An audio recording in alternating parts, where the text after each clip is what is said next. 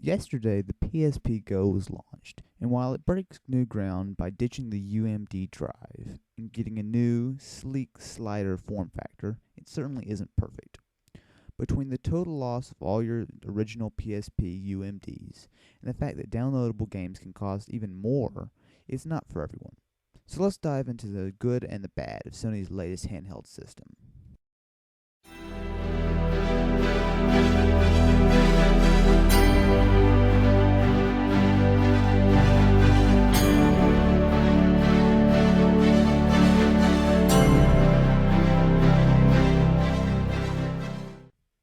The PSP Go has shed the UMD drive of the original PSP, making this easily the biggest update since the PSP was released.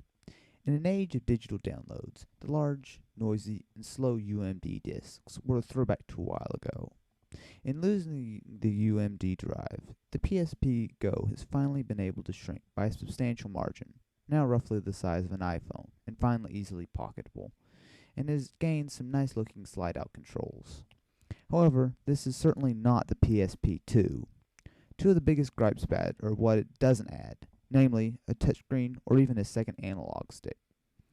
The new PSP Go comes with 16 gigabytes of flash storage, which is going to be definitely appreciated considering some games can easily be 1 gigabyte in size.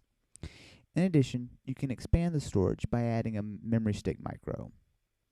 As the PSP Go now solely relies on downloadable content, you will likely spend plenty of time on the PlayStation Store, where a decent variety of full PSP games, PlayStation 1 classics, and new PSP minis can be found, which are similar to games found on the iPhone. Indeed, several of the launch titles are ports of iPhone games. Unfortunately, downloading them from the device can be a chore, just as with the original PSP. Both still use the outdated 802.11b Wi-Fi protocol, which is much slower than the majority of new devices.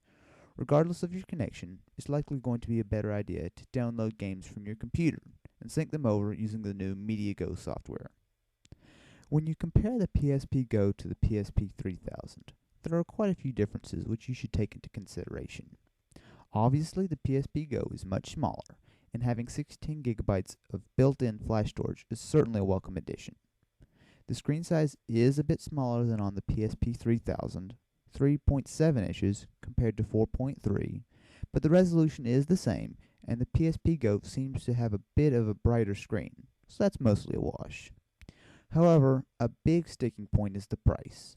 The PSP 3000 goes for $170, while the PSP Go is a much steeper $250. If you already own a PSP, then you will also basically have to scrap your entire collection of UMDs, because there's no way to get them over to your PSP Go. In addition, all the downloadable content for the PSP Go is available for the original PSP. In the end, it comes down to whether you want to upgrade from your PSP or even make the plunge as a first-time PSP owner. In both cases, it's hard to wholeheartedly recommend the PSP Go unless you absolutely have to have the new form factor or just can't stand UMDs. With the price cut to $200, the PSP Go would be a much more appealing choice. But for now, it's a very expensive proposition that doesn't get you that much back in return.